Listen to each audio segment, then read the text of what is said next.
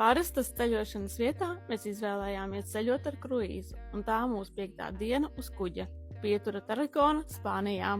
Mūs uzņem ar lietu smidzināšanu un dzestru gaisu. Līdz ar to mēs no kuģa izējām tikai ap 11.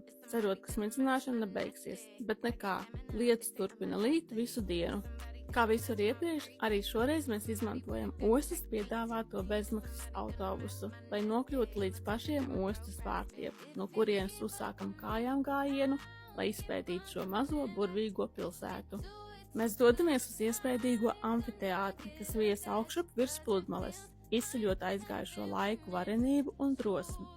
Apskatījuši amfiteātri, turpinam klaiņot pa šaurajām romantiskajām ieliņām. Lietus turpina smidzināt, un mēs nolemjam atgriezties uz kuģa. Tad jau, protams, bufetes apmeklējums, kur paēdam pusdienas. Vakarā pavērojam, kā kuģis atpeld no ostas, un sākam gatavoties vakara izgājienam. Protams, ikvakara šova apmeklējums, dejas un izsmalcinātas vakariņas restorānā. Pieseko man, liec laikus un uzzini, kā izdevīgi ceļot ar kruīziem.